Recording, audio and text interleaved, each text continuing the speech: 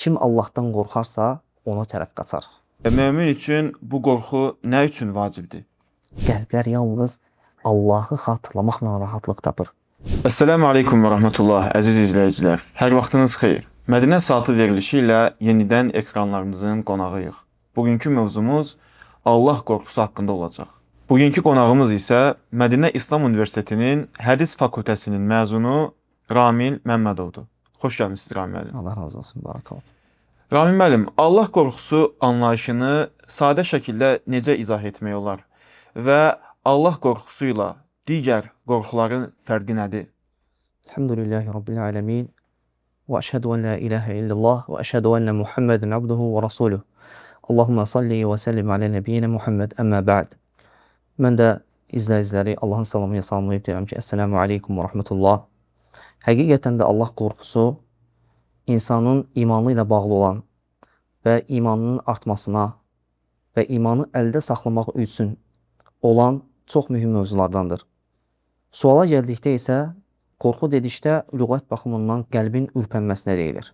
Ancaq Allah qorxusuna gəldikdə isə insanın Allaha olan sevgisi və ona boyun əymək və qəlbin ürpərtisi ilə Allaha yönəlməkdir.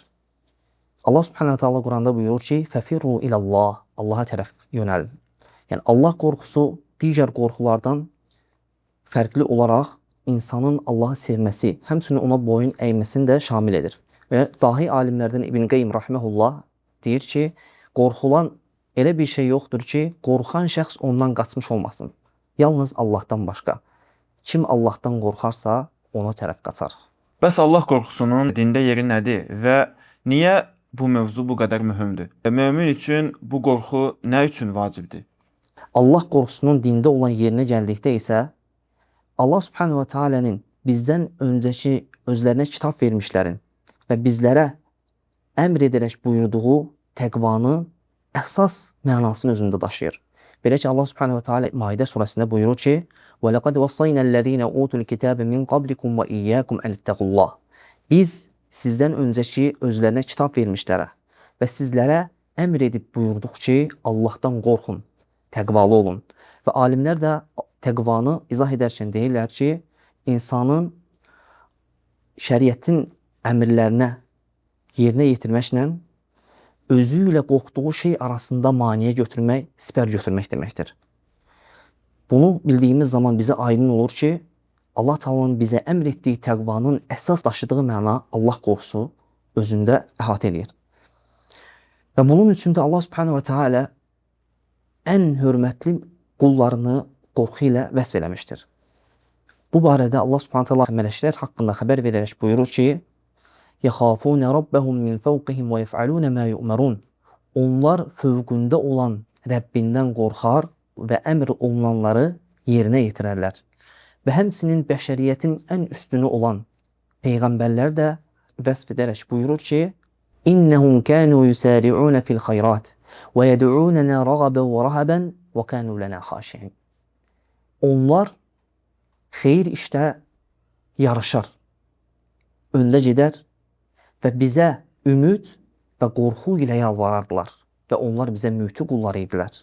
Və həmçinin Allah Subhanahu taala möminləri də bu qorxu ilə vəsf edərək buyurur ki, Möminin surəsində gəldiyi kimi İnnellezînehum min xəşyəti rabbihim muşfiqun Rəbbinin qorxusundan tir-tir əsənlər Vellezînehum bi əyati rabbihim yu'minun Rəbbinin ayəsinə iman gətirənlər Vellezînehum bi rabbihim la yüşrikun Öz Rəbbinə şərik qoşmayanlar Vellezîne yu'tûne mâ âtev və qulûbuhum veciletun ennehum ilâ rabbihim râci'un Öz Rəbbinə dönəcək deyə yerinə yetirilməsi gərəkən şeyi qəlbləri qorxu ilə yerinə yetirənlər Ulaikə yusari'un fil xayrat və hum ləhə səbiqun Xeyir işlərdə yarışanlar və onda öndə gedənlər də məhz onlardılar. Allah qorxusunun vacibliyinə gəldikdə isə Allah Taala özündən qorxmağı imanın şərt etmişdir. Belə ki, Allah Taala Ali İmran surəsində buyurur ki, İnnəmə zəlikumuş-şeytanu yuxavvifu əvliyəəh Bu yalnız şeytandır ki, sizi öz dostları ilə qorxudur. Fələ təxafuhum və xafuni in kuntum mu'minin. Əgər möminsünüzsə, onlardan deyil, məndən qorxun. Və həmçinin Allah qorxusunun əhəmiyyətinə gəldikdə, bunda Allah Rasuluna iqtida tabi olmaq vardır. Mutarif İbn Abdullah öz atasından rivayet ederek buyurur ki, Ra'aytu Resulullah sallallahu aleyhi ve sellem yusalli ve fi sadrihi azizun ke azizir raha. Mən Allah Rasulunu namaz qılarkən gördüm. Onu ağlamaqdan sinəsində dəyirmandan gələn səs kimi bir səs gəlirdi. Başqa bir ləfzdə əzizun ki əzizir mircəl. Qaynayan qazandan gələn səs kimi bir səs gəlirdi. Və möminə yaraşan budur ki, əməllərində, əxlaqında, etiqadında Peyğəmbər sallallahu əleyhi və səlləm özünə örnək götürdüyü kimi, sələfləri özünə örnək götürdüyü kimi Allah qorxusunda da onların həyatına baxıb onlara iqtida etsin. Bəs Rami müəllim, Allah qorxusunun, Allahdan qorxmağın fəziləti nədir? Və bu xüsusiyyət insana nə qazandırır və bu hal Allahdan qorxmaq niyə Quran və sünnədə təriflənir? Allah qorxusunun bir neçə üstünlükləri və fəzilətləri var. Lakin bunlardan 4 dənə xislət zikr etmək istəyirəm. Allah qorxusunun fəzilətinin birinci xislətinə gəldikdə, onu bilmək lazımdır ki, Allah qorxusu insanın dində ən üstün dərəcə olan ihsan dərəcəsinin mərtəbələrindən bir mərtəbəsinə çatdırır. Belə ki, Allah Resulü sallallahu aleyhi ve sellem ihsan haqqında soruşanda buyurur ki, Ən tə'budullaha kəənnəkə tərahu, fə illəm təkun tərahu fə innəhu yarak. Allaha onu görürmüş kimi ibadət etməyindir. Sən onu görməsən belə, o səni görür. Və alimlər burada bildirirlər ki, ihsanın 2 mərtəbəsi vardır. Birinci mərtəbəsi buna Allahı görürmüş kimi ibadət etməkdir və buna şövq ibadət deyirlər. Şövq ilə Allah subhanahu ta'ala tərəf getmək, Allah ta'ala görürmüş kimi ibadət etmək. Və sanki Allah Resulü sallallahu aleyhi ve sellem hədisdə buyurur ki, əgər bu dərəcəyə çata bilməsən belə, bil ki, sən onu görməsən də o səni görür və Allahdan qorx. Buna da muraqabə ibadəti deyirlər. Yəni, özünü Allahın nəzarətində hiss etməkdir. İkinci fəzilətinə gəldikdə isə Allah qorxusu insanın imanının kamilliyinin əlamətidir. Allah subhanahu wa ta'ala Quran-ı Kərimdə buyurur ki, İnnəməl mu'minunəl-ləzīne izə zukirallahu vəcilət qulubuhum. Ya möminlər yalnız o kimsələrdirlər ki, Allah zikr olunduğu zaman qəlbləri qorxuya düşər. Və izə tuliyət aleyhim ayatuhu zədəthum imanə. Onun ayələri onlara oxunduğu zaman onların imanları artar. Və alə rabbihim yətəvəkkəlun. Və onlar yalnız öz Rəbbinə təvəkkül edərlər. Əl-ləzīne yuqimunəs-saləh və mimmə razaqnahum yunfiqun. Onlar namaz qılan, namazı iqamə edən və bizim verdiyimiz ruzidən onun yolunda xərcləyən kimsələrdirlər. Ulaikə humul mu'minun haqqa. Həqiqi möminlər də elə onlardılar. Ləhum dərəcətun ində rabbihim və məğfiratun və rizqun kərim. Onlar üçün Rəbbi yanında dərəcələr, bağışlanma və bol ruzi vardır. Allah qorxusunun 3-cü fəzilətinə gəldikdə isə bilmək lazımdır ki, Allah subhanahu ta'ala özündən qorxan kimsələr haqqında Peyğəmbər sallallahu aleyhi ve sellem bizə bildirmişdir ki, onlar heç bir kölgənin olmadığı bir zaman, gündə Allah Taala onları öz kölgəsində kölgələndirəcəkdir. Allah Resulü sallallahu aleyhi ve sellem hədisdə buyurur ki, 7 qism insan vardır ki, heç bir kölgənin olmadığı, yalnız Allahın kölgəsi olduğu bir gündə Allah onları öz kölgəsində kölgələndirəcəkdir. Və onları zikr edərkən o həmənki qismlərdən biri də belə buyurur ki, zadəcən, vəzifə sahibi və gözəllik sahibi olan qadın onu zinaya dəvət etdikdə deyər ki, inni əxafullah. Deyər ki, mən Allahdan qorxuram. Və həmçinin buyurur ki, rəculun əddəkərallaha xaliyən fəfədat aynə. Və o kişi ki, Allahı tək olduğu zaman anar və gözləri yaşla dolar. Allah qorxusunun 4-cü fəzilətinə gəldikdə isə Allah subhanahu ta'ala özündən qorxanlar üçün 2 dənə cənnət vəd vermişdir. Allah subhanahu ta'ala Rəhmən surəsində buyurur ki, وَلِمَنْ خَافَ مَقَامَ رَبِّهِ cənnətən. Rəbbinin məqamında durmaqdan qorxanlar üçün 2 cənnət vardır. Allah sizə bərəkət versin, Rami müəllim. Allah qorxusunun əhəmiyyətindən və fəzilətindən danışdıq və istərdim ki, burada bir sual daha verim sizə. Bu qorxunu bir insan necə əldə etsin və insanda bu hissin yaranmasına səbəb olan amillər nələrdir? Biz əgər Allah qorxusunun əhəmiyyətini və onun fəzilətini bildiksə, möminə yaraşan odur ki, həmən qorxunu əldə etmək üçün səbəblərdən tutsun.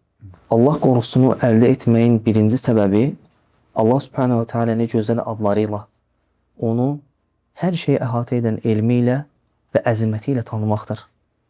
Belə ki, Allah Subhanahu ve Teala özü haqqında buyurur ki: وَمَا قَدَرُ اللّٰهَ حَقَّ قَدْرِهِ Onlar Allah'a layıkınca qiymətləndirmədilər. وَالْأَرْضُ جَمِيعًا قَبْضَتُهُ يَوْمَ الْقِيَامَةِ Qiyamət günü yer bütünlüklə Allahın ovcunda olacaqdır. وَالسَّمَوَاتُ مَطْوِيَّاتٌ بِيَمِينِهِ Göylər isə Allahın sağ əlində bükülmüş şəkildə olacaqdır. Və Allah Subhanahu Taala Musa əleyhissalamla görüşdüyü zaman həmən anı zikr edərək bizə buyurur ki, Musa əleyhissalam Allahdan tələb etdiyi zaman ki, özünü ona göstərsin, Allah Taala buyurur ki, فَلَمَّا تَجَلَّى رَبُّهُ لِلْجَبَلِ جَعَلَهُ دَكَّا وَخَرَّ مُوسَى صَعِقًا Onun Rəbbi dağa təzəlli etdiyi zaman dağ paramparça oldu və Musa əleyhissalam hoşunu itirərək yerə yıxıldı. Və Allah Resulü sallallahu aleyhi ve sellem buyurur ki, Əmə vallah, inni axşəkum lillah və atfakum ləh. Allaha and olsun ki, mən sizin Allahdan ən çox qorxanınız və ona qarşı ən çox təqvalı olanınızam. Və ikinci səbəb, Allah Subhanahu Taala'nın yaratdığı məxluqat haqqında təfəkkür etməkdir. Allah Subhanahu Taala buyurur ki, "Xalqus semawati vel ardı ekberu min xalqin nas, velakinne ekseran nas la ya'lemun."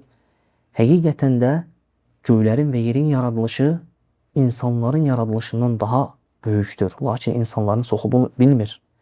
Və Allah Taala Ali-İmran surəsində buyurur ki, "İnne fi xalqis semawati vel ardı ve ihtilafil leyli ven nahari laayatin li ulil albab." Həqiqətən də göylərin və yerin yaradılışında, gecənin və gündüzün bir-birini əvəz etməsində ağıl sahibləri üçün dəlillər vardır.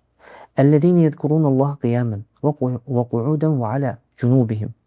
O kimsələr ki, ayaq üstündə olanda da, oturanda da, böyürləri üstündə olanda da Allahı zikr edərlər. "Və yetefekkerun fi xalqis semawati vel ardı rabbana ma xalaqta hada batila."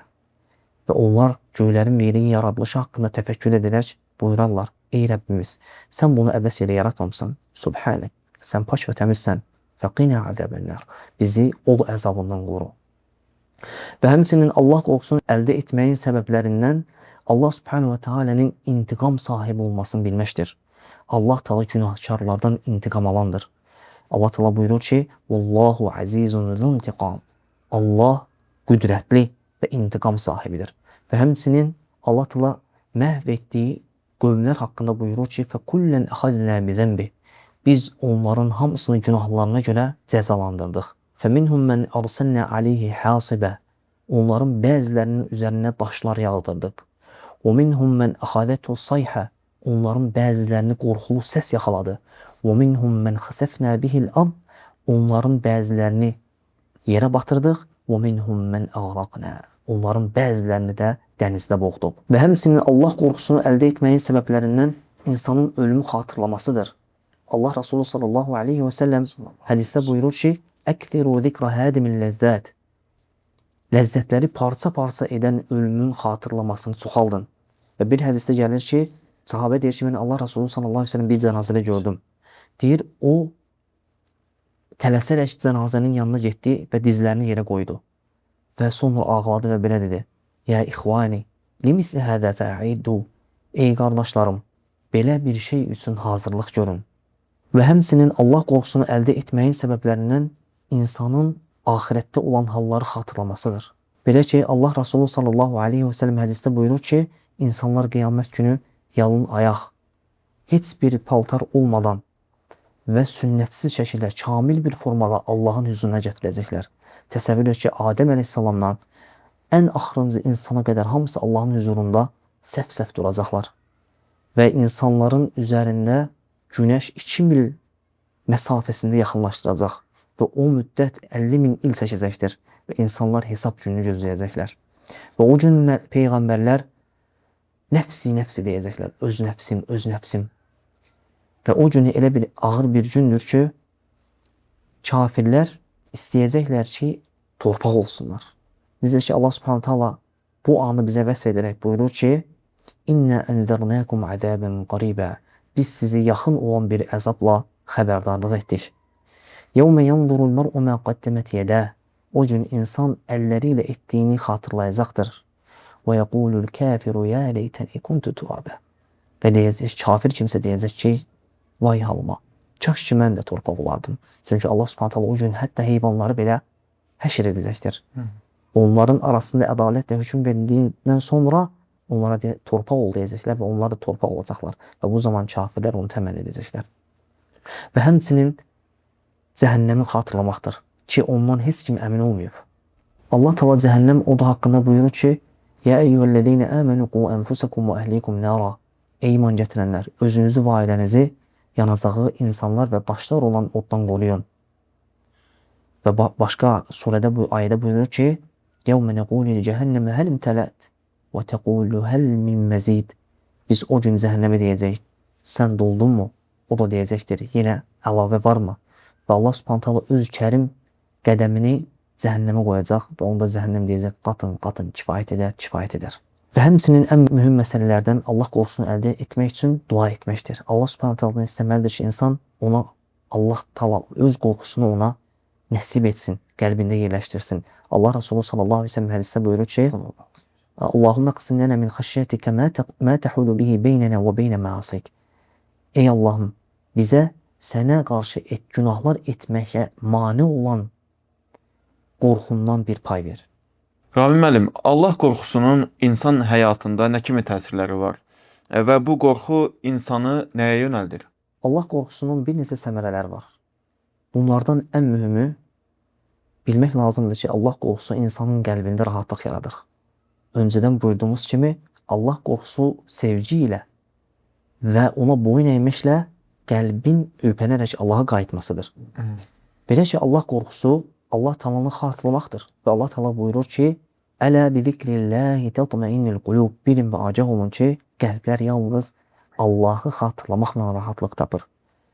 Lakin məxluqdan qorxan kimsə görərsən ki, narahatlıq içərisindədir. Allah qorxusu ilə vəsflənən, ədəblənən kimsə isə rahatlıq içindədir. Bilir ki, onun bu əməli ibadətdir və Allah Subhanahu taala ona bunun mükafatını verəcəkdir. Və həmçinin Allah qorxusunun ən böyük səmərələrindən insana günah etməyə mane olmasıdır. Və həmçinin ən böyük səmərələrindən insanı əməl etməyə təşviq edir. Allah Subhanahu taala İnsan surəsində buyurur ki: "Yufuna bin nedri və yaxafuna yawman kana şerruhu mustatira." Onlar öz vəd verdikləri nəzri yerinə yetirər və şərri hər yeri əhatə edən bir gündən qorxarlar. Və yut'imuna at-ta'ama ala hubbihi miskinan və yetiman və asira.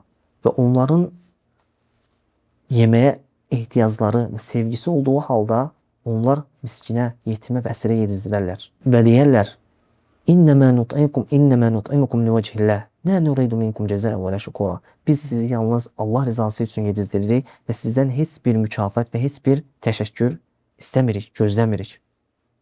Və həmçinin Allah qorxusunun ən böyük səmərələrindən insanı günahlarının bağışlanmasına və cənnətə daxil olmasına səbəbdir.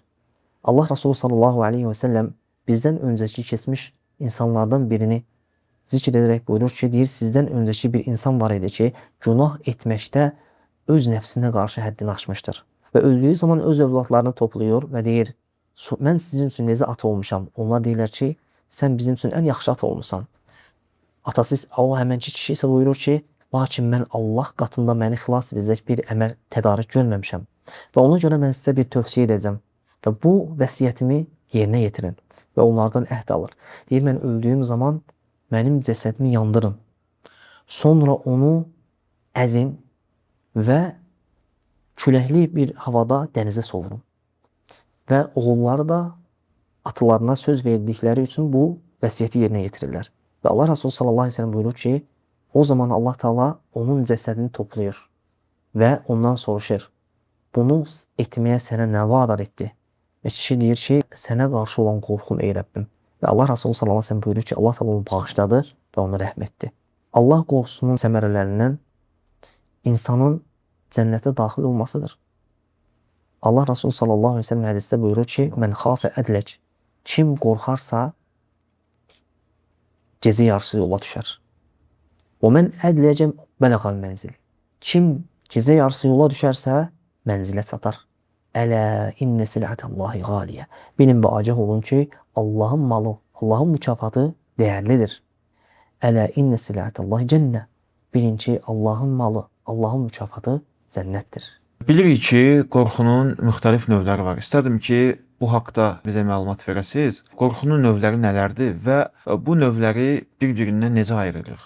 Allaha qarşı olan qorxu, bəyənilən qorxu var, bir də məzəmmət olunan qorxu var. Bəyənilən qorxu odur ki, insanı Allahın itaətinə yönəltsin. Lakin məzəmmət olunan qorxu isə odur ki, insanı Allahın rəhmətindən ümid kəsdirsin. Allah Subhanahu wa Taala Zumar surəsində buyurur ki, Ya qul ya ibadiyellezine esrafu ala enfusihim la taqnatu min rahmetillah. İnnallaha yaghfiru zunuba cemiyan. Öz nəfslərinə qarşı günah etməklə həddlərini aşmış qullarıma de ki, Allahın rəhmətindən ümidinizi üzməyin. Həqiqətən Allah bütün günahları bağışlayır. İnnehu huvel gafurur rahim. Şübhəsiz ki, o bağışlayan və rəhm edəndir.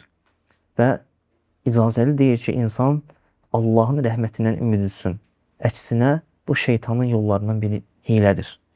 Və bilmək lazımdır ki, Allahın rəhmətindən ümid üzmək ən böyük günahlardandır. Allah Resulü sallallahu aleyhi ve sellem soruşturulduğu zaman ən böyük günahlar hansıdır? Bunlardan da birinci demiştir ki, Əl-qunut min rahmətillah. Allahın rəhmətindən ümid kəsmək. Və insanın üzərinə düşən odur ki, Allaha həmən qorxu, Allah qorxusu insanı Allahın itaətinə aparsın. Ramil müəllim, əgər bir insanın Allah qorxusu zəifləyərsə və yaxud da tam şəkildə yox olarsa, bu onun ibadətlərinə və gündəlik həyatına necə təsir edir? Allah qorxusunun insanın qəlbini zəifləməsi və yaxud da ki, yox olması insanın qəlbinin ölməsinə dəlalət edir. Belə ki, biz əgər bildiksə ki, Allah qorxusu insana vacibdir və onun belə bir dərəcəsi var, fəziləti var və səmərələri var və bilmək lazımdır ki, insan Allah qorxusunu itirdiyi zaman həmən səmərələrdən, həmən nemətlərdən məhrum olur. İnsana lazımdır ki, daima özünü Allahın nəzarəti altında hiss etsin və özünü Allahın itaətinə aparan qorxunu özündə yaratmaq üçün səbəblərdən yapışsın. Bəziləri bu qorxu məsələsində deyirlər ki, mən Allahdan qorxmuram, mən onu sevirəm və sevdiyimə görə ona ibadət edirəm və itaət edirəm. Bu nə dərəcədə düzgündür? Təbii ki, bu yanlış fikirdir. Çünki bizim qeyd etdiyimiz kimi də Allah Teala öz hörmətli qullarını qorxu ilə vəsf etmişdir. Və həmçinin xüsusi olaraq Allah Subhanahu wa Taala Peyğəmbər sallallahu aleyhi ve sellemə əmr edir, buyurur ki, Qul inni axafu inni asaytu rabbi azəbi yevmin azim. De, mən əgər Rəbbimə asi olsam, əzəmətli günün əzabından qorxuram. Və belədir ki, insana üç şeyi cəm etməlidir bütün ibadətlərində. Sevgi, qorxu və ümid. Belə ki, alimlər onu quşa bənzədilər. Quşun baş tərəfi Allaha olan məhəbbət, sağ qanadı qorxu və sol qanadı isə ümiddir. Və insan hər bir ibadətində bu üç növü cəmləməlidir, toplamalıdır və bu üç etiqadla Allah Teala ibadət etməlidir. Allah razı olsun Ramil müəllim. Ümid edirəm ki, bu danışdığımız, müzakirə etdiyimiz mövzular həm bizim üçün, həm də bizi izləyənlər üçün faydalı və səmərəli olar. Və sonda sizə təşəkkür edirəm ki, dəvətimizi qəbul edib məclisimizə gəldiniz. Amin. Allah razı olsun. Sonda dua edib deyirəm ki, Allah Subhanahu taala bizi gizlincə və aşkarda qorxan qullarından etsin. Amin. Elhamdülillah və salatu vesselam. Elhamdülillahi rabbil alamin və sallallahu alə nəbiyyina Muhammed və alə alihi və sahbihi və səlləm. Belə əziz izləyicilər, bugünkü buraxılışımızın sonuna gəldik. Allah bizi ondan haqqı ilə qorxan qullardan etsin. Sağ olun, salamat qalın. Esselamu aleykum və rahmetullahi və bərəkatuhu.